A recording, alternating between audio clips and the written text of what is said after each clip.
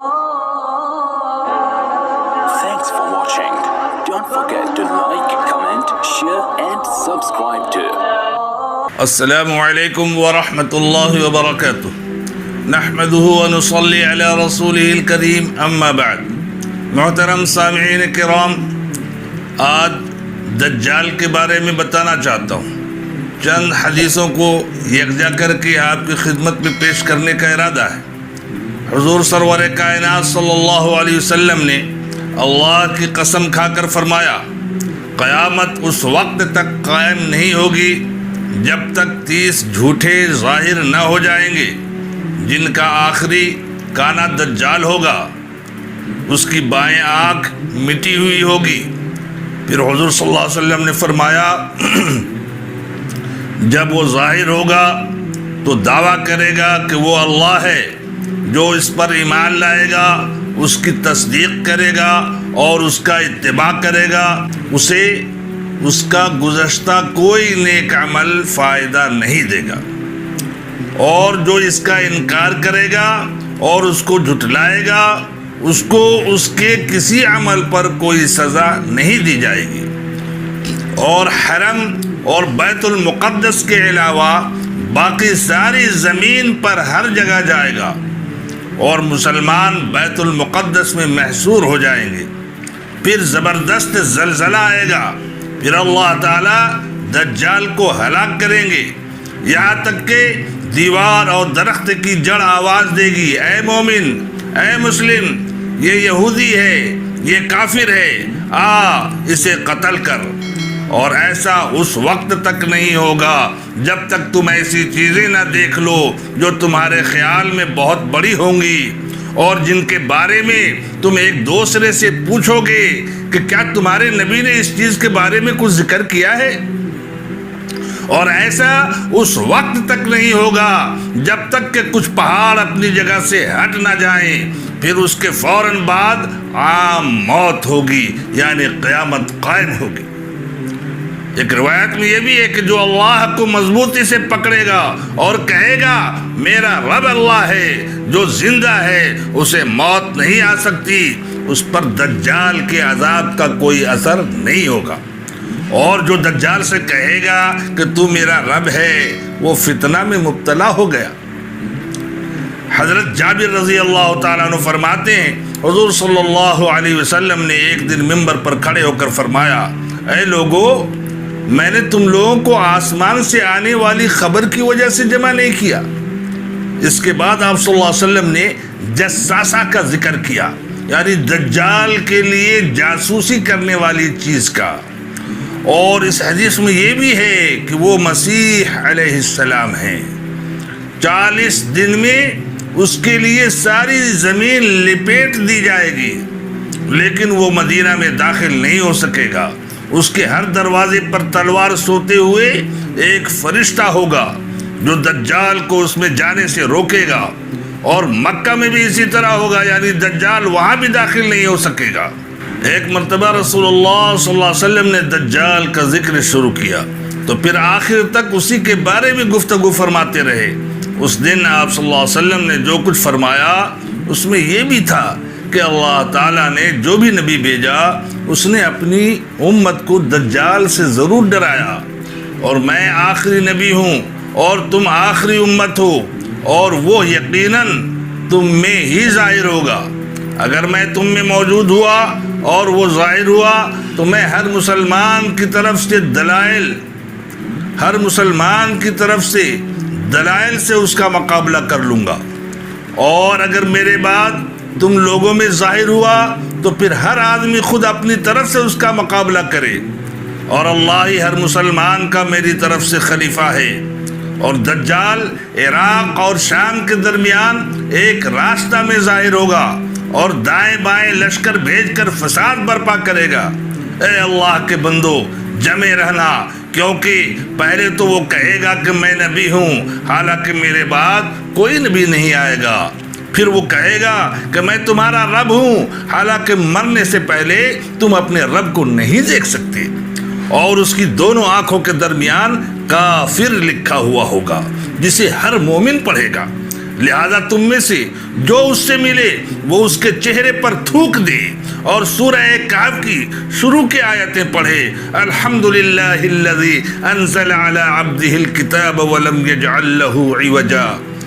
وہ ایک آدمی پر غلبہ پا کر پھر اسے قتل کرے گا، پھر اسے زندہ کرے گا، لیکن اس کے بعد کسی اور کے ساتھ ایسا نہیں کر سکے گا.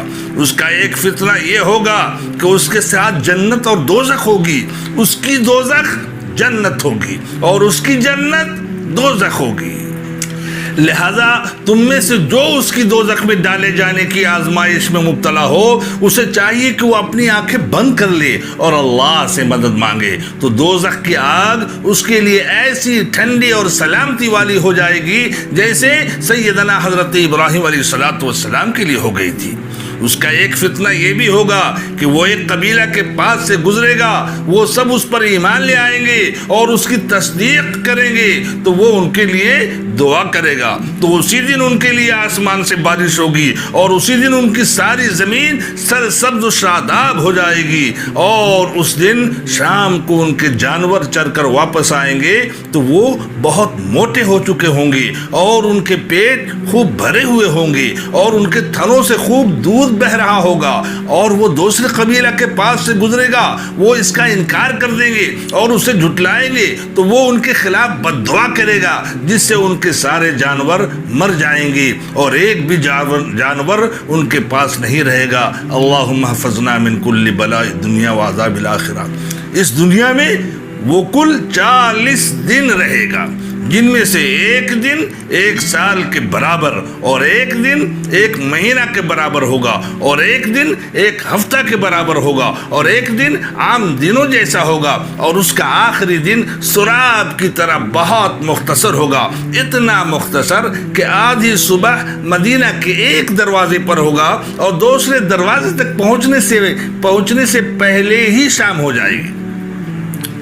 صحابہ نے عرض کیا، یا رسول اللہ صلی اللہ علیہ وسلم، ان چھوٹے دنوں میں ہم نمازیں کیسے پڑھیں گے؟ آپ صلی اللہ علیہ وسلم نے فرمایا، تم ان چھوٹے دنوں میں وقت کا اندازہ لگا کر ایسے ہی نمازیں پڑھ لینا جیسے لمبے دنوں میں اندازے سے پڑھو گے. حضرت سفینہ رضی اللہ تعالیٰ عنہ فرماتے ہیں، ایک مرتبہ حضور صلی اللہ علیہ وسلم نے ہم میں سے بیان فرمایا اور ارشاد فرمایا، مجھ سے پہلے ہر نبی نے اپنی امت کو دجال سے ڈرایا ہے. اس کی بائیں آنکھ کانی ہوگی اور اس کی دائیں آنکھ میں ناک کی طرف والے گوشہ میں گوشت کا ایک موٹا سا ٹکڑا ہوگا جو آنکھ کی سیاہی پر چڑھا ہوا ہوگا. اس کی دونوں آنکھوں کے درمیان کافر لکھا ہوا ہوگا. اس کے ساتھ 2 وادیاں بھی ہوں گی، ایک جنت نظر آئے گی اور دوسری دوزخ، لیکن اس کی جنت حقیقت میں دوزخ ہوگی اور اس کی دوزخ حقیقت میں جنت ہوگی. اور اس کے ساتھ 2 فرشتے ہوں گے جو انبیاء علیہم السلام میں سے 2 نبیوں کے مشابہ ہوں گے. ایک فرشتہ دجال کے دائیں طرف ہوگا اور دوسرا بائیں طرف، اور اس میں لوگوں کی آزمائش ہوگی. دجال کہے گا، کیا میں تمہارا رب نہیں ہوں؟ میں مارتا ہوں اور زندہ کرتا ہوں. اس پر ایک فرشتہ کہے گا، تو غلط کہتا ہے. اس جملہ کو اس کا ساتھی فرشتہ سن سکے گا اور کوئی نہیں سنے گا. دوسرا فرشتہ پہلے فرشتہ کو جواب میں کہے گا، تم نے ٹھیک کہا. اس جملہ کو تمام لوگ سن لیں گے. اس سے لوگ یہ سمجھیں گے کہ یہ فرشتہ اس دجال کی تصدیق کر رہا ہے. یہ بھی آزمائش کی ایک صورت ہوگی. پھر وہ دجال چلے گا اور چلتے چلتے مدینہ پہنچ جائے گا، لیکن اسے مدینہ کے اندر جانے کی اجازت نہیں ہوگی. پھر وہ کہے گا، یہ تو اس عظیم ہستی یعنی حضرت محمد رسول اللہ صلی اللہ علیہ وسلم کی بستی ہے. پھر وہ وہاں سے چل کر ملک شام پہنچے گا اور عفیق مقام کی گھاٹی کے پاس اللہ اسے ہلاک کریں گے. ایک جگہ ارشاد ہے، اے امت والو، وہ تم میں ہوگا، وہ گھنگریالے بالوں والا اور گندمی رنگ والا ہوگا.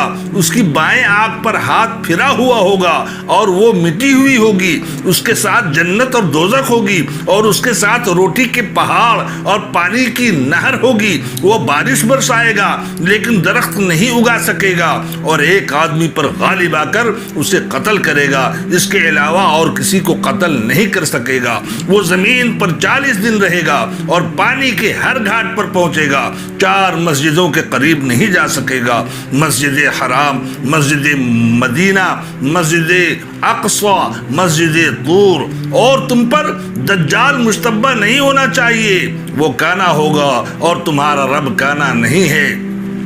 میرے محترم دوستو، فتنہ دجال سے حفاظت کے لیے ہم اس طرح پناہ مانگے، اللہم انی اعوذ بک من فتنۃ المسیح الدجال، اے اللہ میں تیری پناہ چاہتا ہوں فتنہ مسیح الدجال سے، یعنی اس دجال سے جو حضرت عیسیٰ علیہ السلام سے قبل ان کے زمانے میں یہ ظاہر ہوگا۔ اللہ اس کے شروع سے، اس کے فتنوں سے ہماری آپ کی پوری امت مسلمہ کی حفاظت فرمائے، آمین۔